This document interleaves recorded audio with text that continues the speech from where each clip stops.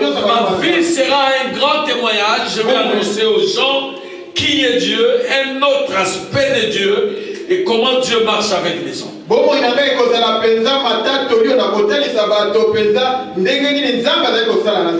je peux ajouter, non je ne serai pas. Non, je ne serai pas. Je réussirai. Parce que Dieu que je prêche, le Dieu que je connais ne joue jamais. Et c'est ce que je te dis aujourd'hui. Je te communique cette connaissance. Et si tu l'acceptes et que tu parles à Dieu pour qu'il te montre des choses révélées, il le fera. Non, je ne mourrai pas. Dis à ton voisin, je ne mourrai pas. Est-ce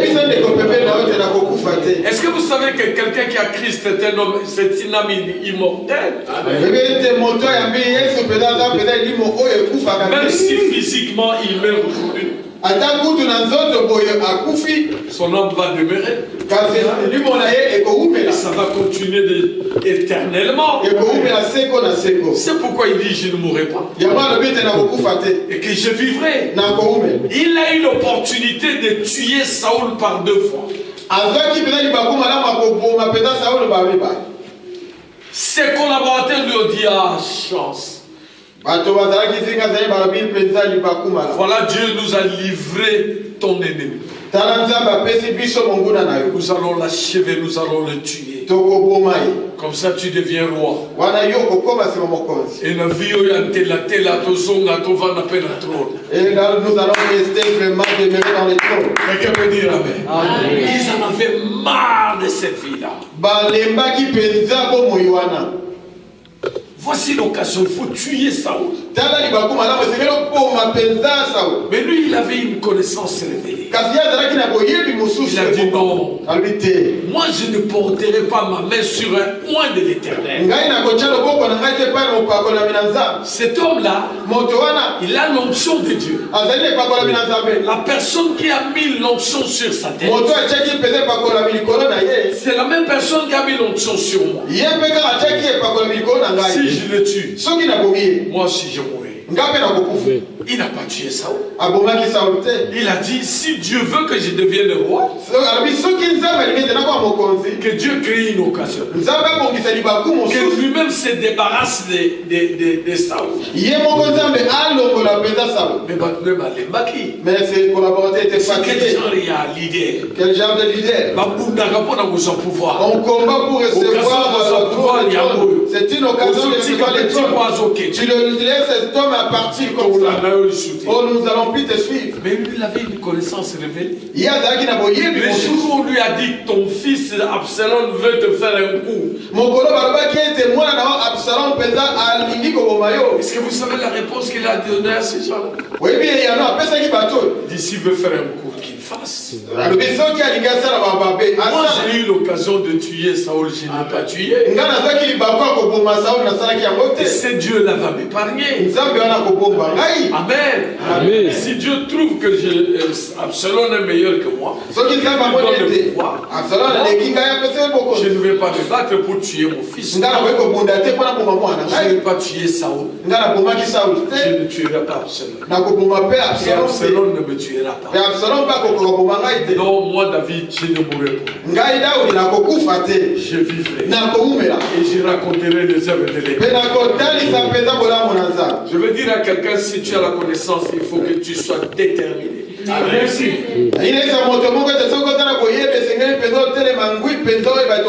Toute réalité que nous voyons dans la vie n'est pas la vérité de notre vie. Notre vérité, que dans toutes choses nous sommes plus que vainqueurs. Quelle que soit la situation, tant que je suis vivant et que je ne suis pas encore mort, je réussirai. Et je témoignerai devant Dieu. Je vais vous donner quelques exemples. Le premier exemple biblique, prenez, c'est dans le livre de 1 Samuel, chapitre 1, à partir du verset 1.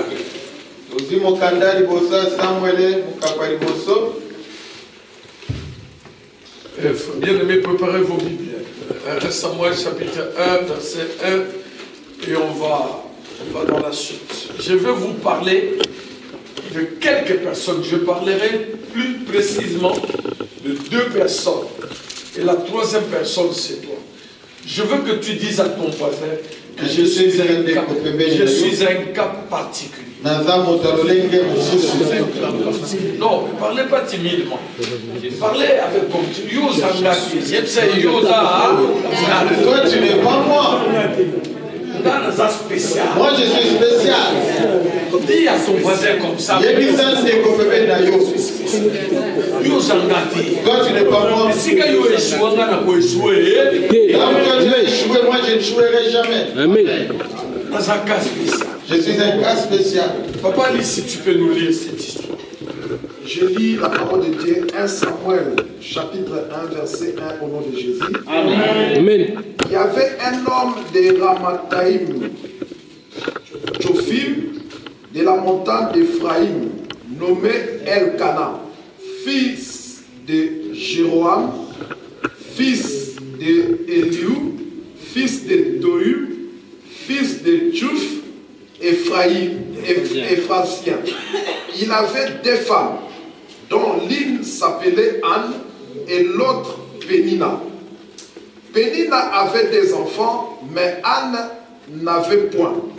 Chaque année, cet homme montait de sa ville Silo pour se prosterner devant l'Éternel des armées et pour lui offrir des sacrifices. Là se trouvaient les 2 fils d'Élie, Ophni et Phiné, sacrificateurs de l'Éternel. Les jours où Elkana offrait son sacrifice, il donnait des portions à Pénina, sa femme, et à tous les fils et à toutes les filles qui avaient d'elle. Mais il donnait à Anne une portion double, car il aimait Anne que l'Éternel avait rendue stérile. Sa rivale lui prodiguait des mortifications pour la porter à s'irriter de ce que l'Éternel l'avait rendue stérile. Et toute l'année, ils en étaient ainsi. Chaque fois qu'Anne montait à la maison de l'Éternel, Pénina la mortifiait de la même manière. Alors, elle pleurait, elle ne mangeait point. Elkana, son mari, lui disait: Anne, pourquoi pleures-tu et pourquoi ne manges-tu pas? Pourquoi ton cœur est-il attristé? Est-ce que je ne vaux pas pour toi mieux que 10 fils? Anne se leva après que l'on eut mangé et bu à Silo. Les sacrificateurs Élie était assis sur un siège près de l'un des poteaux du temple de l'Éternel. Et l'amertume dans l'âme, il pria l'Éternel et versa des pleurs. Elle fit un vœu en disant: l'Éternel des armées, si tu daignes regarder l'affliction de ta servante, si tu te souviens de moi et n'oublie point ta servante, et si tu donnes à ta servante un enfant mâle, je le consacrerai à l'Éternel pour tous les jours de sa vie. Le rasoir ne passera point sur sa tête. Comme elle restait longtemps à prière devant l'Éternel, Élie observa sa bouche. Anne pleurait, et Anne parlait dans son cœur et ne faisait que remuer les lèvres. Mais on n'entendait point sa voix. Élie pensa qu'elle était ivre. Et il lui dit: jusqu'à quand serais-tu dans l'ivresse? Fais passer ton vin. Anne répondit: non, mon Seigneur, je ne suis une femme qui souffre à son cœur et je n'ai bu ni vin, je n'ai bu ni vin, ni boisson enivrante. Mais je répandais mon âme devant l'Éternel. Ne prends pas ta servante pour une femme pervertie, car c'est pour l'excès de ma douleur et de mon chagrin qui m'a fait parler jusqu'à présent. Élie reprit la parole et dit, va en paix, et que le Dieu d'Israël exauce la prière que tu lui as adressée. Elle dit, que ta servante trouve grâce à tes yeux. Et cette femme s'en alla, elle mangea, et son visage ne fut plus le même, et se levèrent de bon matin, et après être prosternés devant l'Éternel, ils s'en retournèrent à revivre dans leur maison à Rama. Elkana connut Anne, sa femme, et l'Éternel se souvint d'elle. Dans le cours de l'année, Anne devint enceinte, et elle enfanta un fils qu'on lui nomma Samuel. Car, dit-elle, je l'ai demandé à l'Éternel. Verset 21. Son mari Elkana monta ensuite avec toute sa maison. Je pense qu'on peut s'arrêter là-bas, on va progressivement. Amen. Quelqu'un peut dire Amen? Amen. Anne, c'est une femme qui avait un problème très sérieux comme vous et moi. Son mari, un juif, avait deux femmes. Connaissons l'histoire. Sa première épouse, c'était, je ne sais pas si c'était Anne ou si c'était Pénina. Mais ce que je sais, la femme qui lui a donné des enfants, c'était Pénina. Mais lui, il aimait beaucoup Anne. Certainement que Anne était élégante, jolie, la jolibilité, la fashion, tout ça. Donc il aimait Anne. Et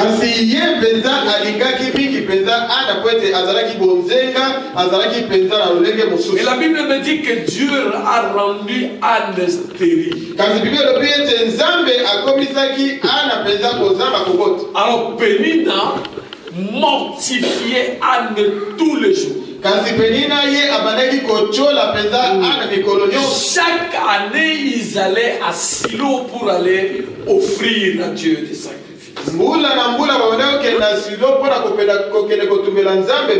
Donc pendant plusieurs années comme ça, ils vont, et chaque fois quand ils vont, Pénina fait souffrir Anne.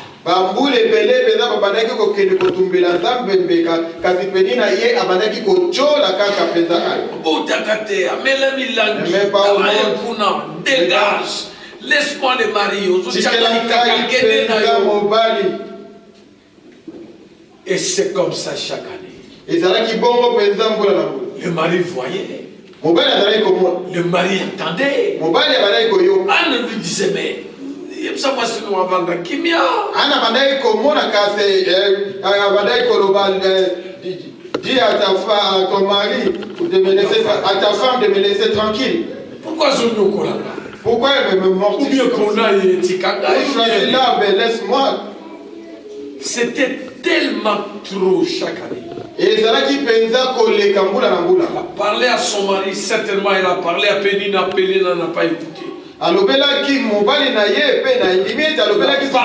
à son mari n'a pas écouté. Le mari lui dit, oh c'est quoi? Moi je te donne, je t'aime, je te donne plus que Pénina et ses enfants, mais toi, reste là, je t'aime.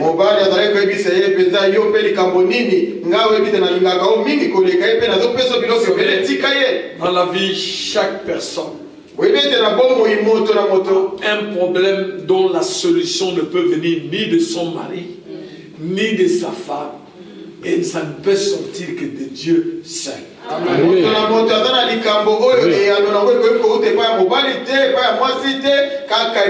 Même nos enfants que nous voyons là, ils peuvent avoir des problèmes sérieux dans leur cœur dont la solution ne dépend que de Dieu seul.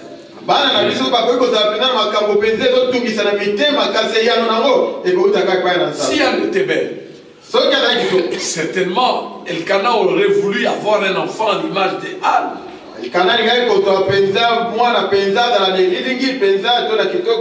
Mais il s'est accommodé. Elkana, Pénina me donne des enfants, Anne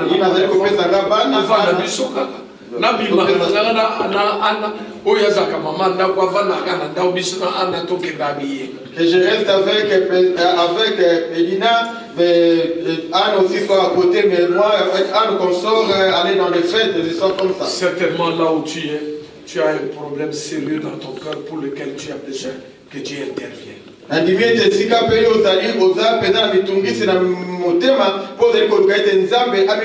suis venu ici pour chercher la vie. Vos enfants n'ont pas ces problèmes-là. Ils sont nés ici. Ils ont grandi ici. Ils savent qu'ils vont réussir. S'ils ne réussissent pas, ils vont bousculer les systèmes. Mais vous là, vous avez des pressions. Parfois, en regardant un téléphone en voyant seulement 243, vous laissez passer les coups de fil. Il y a des gens qui ont des charges et des fardeaux qui attendent de vous la solution. Il y a des gens la famille a vendu une partie de la parcelle pour t'acheter les billets pour venir en Europe. Ils attendent de vous quelque chose. Et vous ne donnez rien, vous n'envoyez rien. Mais vous avez un cœur qui fait mal. Des phrases que vous écoutez qui vous troublent et qui vous enlèvent la paix. Ce n'est pas le problème de votre femme, frère Gislain. Ta femme a ses problèmes, toi aussi tu as ton problème. Parfois comme ça les enfants te voient penser, papa, à quoi tu penses?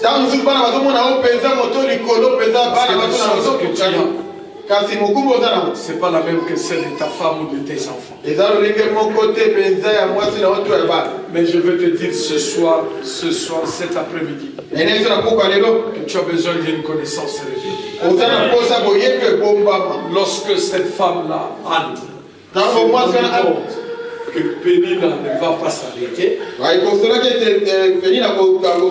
elle s'est rendue compte que son mari, Elkana, ne peut rien.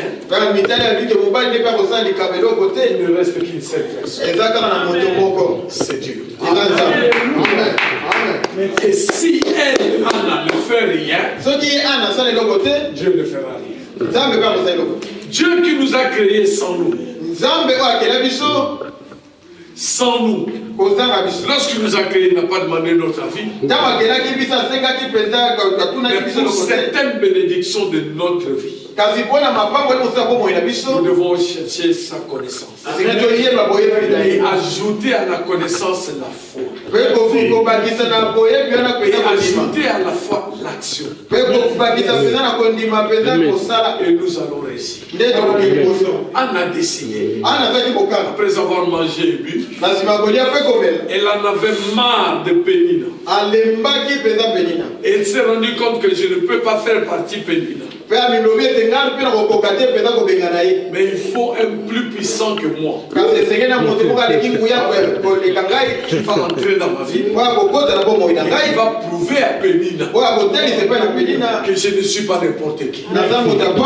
Je suis un cas spécial. Elle est partie au temple sans prévenir son mari. Certainement il lui a dit je vais au temple. Certainement le mari a envoyé l'enfant.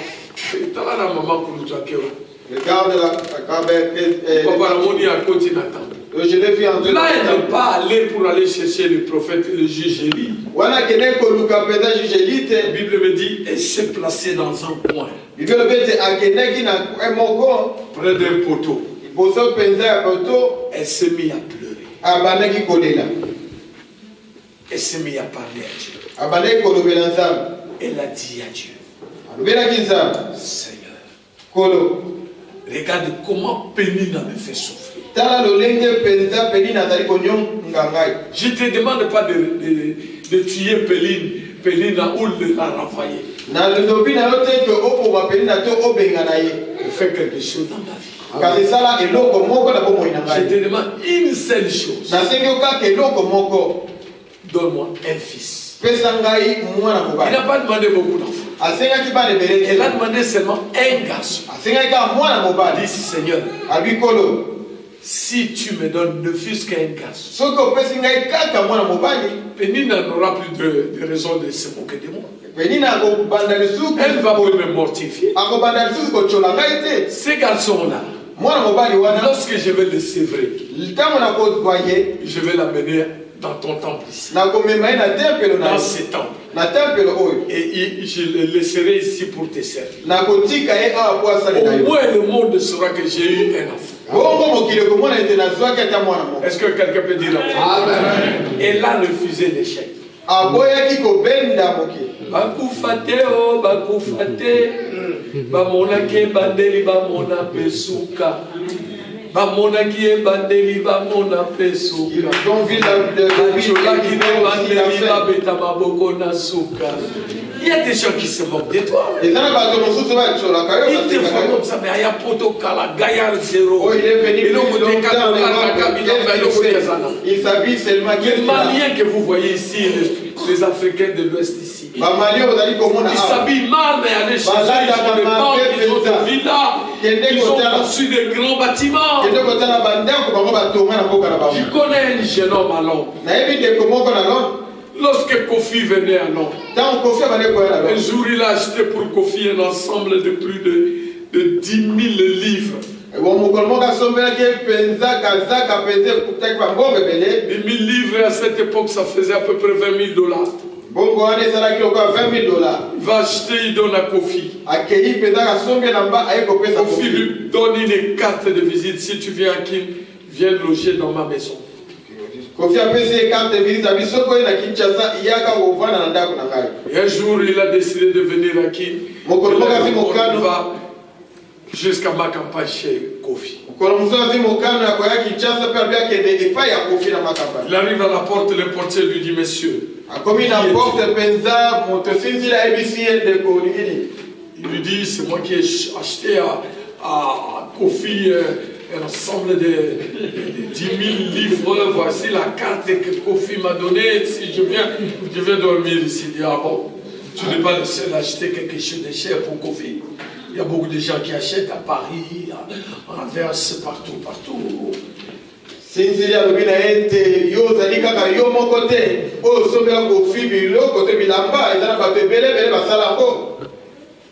Il lui donne la carte, il va montrer à Kofi. Kofi dit qu'il aille chez lui à la famille, qu'il laisse les coordonnées, je vais l'appeler.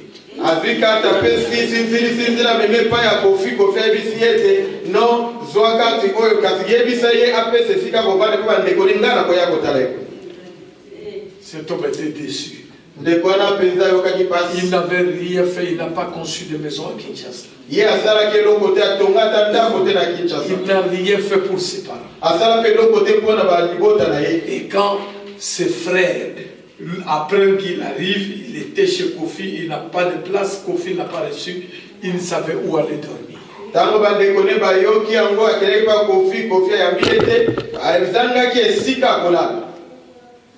Ils l'ont pris. Viens, on lit, t'attends.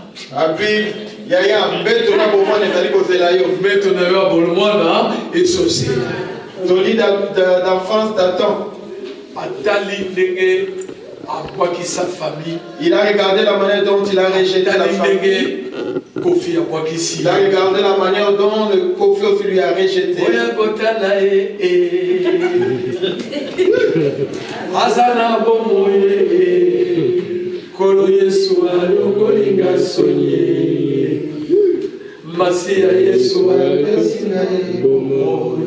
Vous savez un homme reste un homme. Mais Dieu reste Dieu. Cette femme-là seule avec Dieu. La Bible me dit elle a pris du temps dans la prière. Elle a prié. Elle a pleuré. Parce que ce jour-là, elle était décidée à ce que sa situation change. Est-ce que vous m'entendez?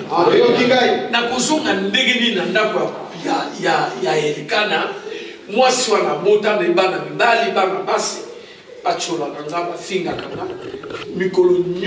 chaque année, tu as 45 mois. L'homme aussi, le mari voit tout cela, mais il ne dit rien. Je ne veux plus retourner. Je veux m'attacher à toi. Jusqu'à ce que tu me bénisses. Est-ce que quelqu'un m'entend? Pourquoi?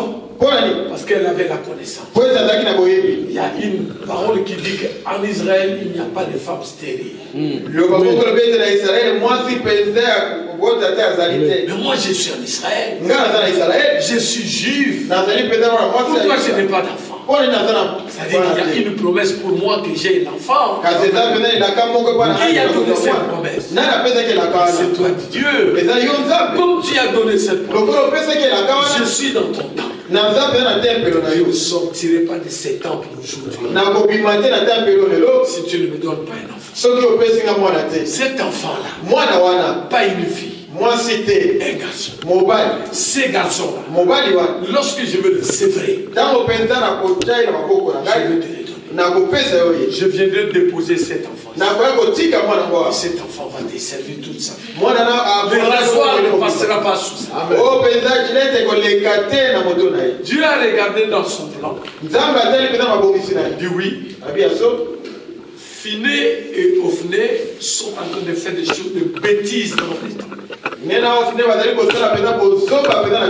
Je vais les tuer.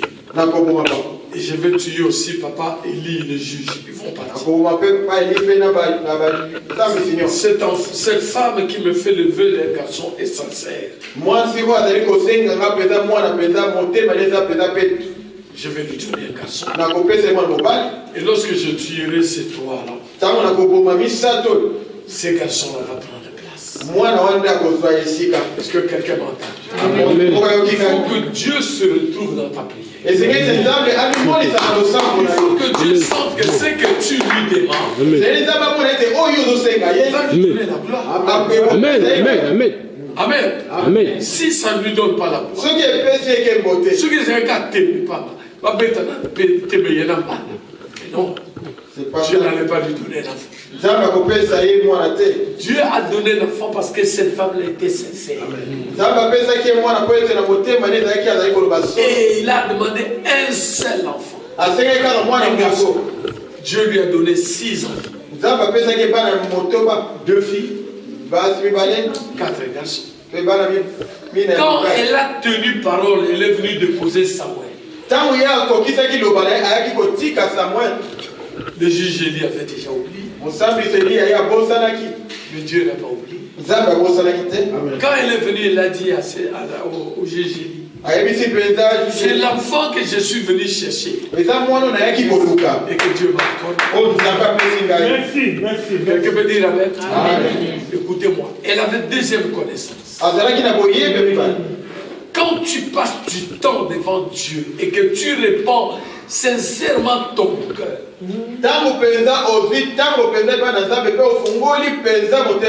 je dis si vous me cherchez, si vous me cherchez de tout votre cœur, vous me trouverez. Est-ce que vous m'entendez? C'est une connaissance. C'est-à-dire quand tu viens chercher Dieu, ne viens pas chercher Dieu en fonction de tes amis. Que ça ne soit pas quelque chose d'habitude. Amen. Et on vient parce qu'on sait qu'on est engagé dans cette église. Si je ne vais pas, le leader ne me voit pas, il va me dire, mais où étais-tu? Qu'est-ce qui t'est arrivé? Tout ça. Non, ne prie pas à cause de lui. Lui te montre le chemin, toi accroche-toi à cette table. Viens avec un but. Viens avec un but. Je vous dis vrai. Le jour où moi je suis venu en France, avec ma femme et notre fils, cette fois-ci, j'étais malade. Je n'ai pas voulu venir à Néron. J'ai fait toute ma vie, je ne prenais ni injection, ni médicaments, rien. Par la prière, j'étais guéri.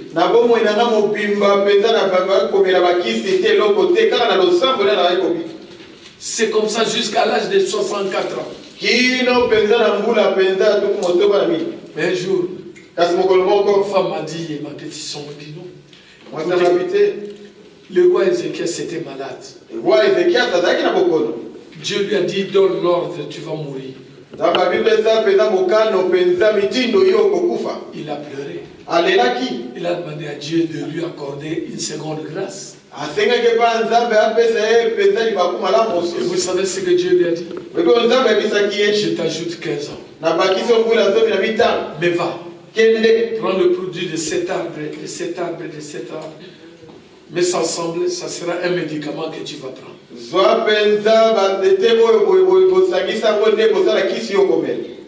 C'est-à-dire que c'est Dieu qui a mis les médecins aussi.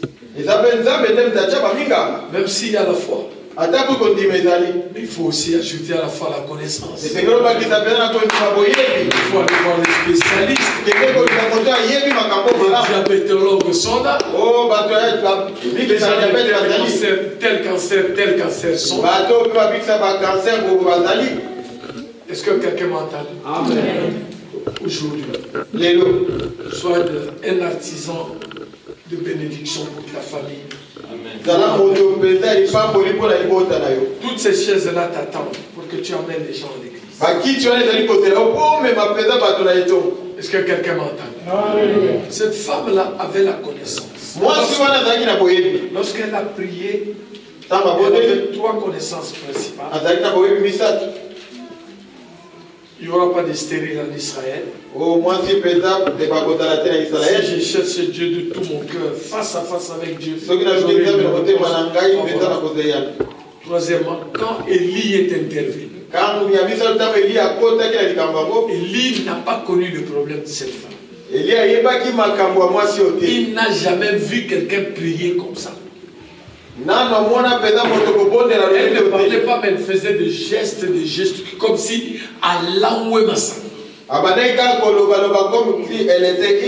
ne s'adressait pas à Élie. Elle s'adressait à Dieu. Élie a dit que nous, si ça n'a mis là, on va se réussir.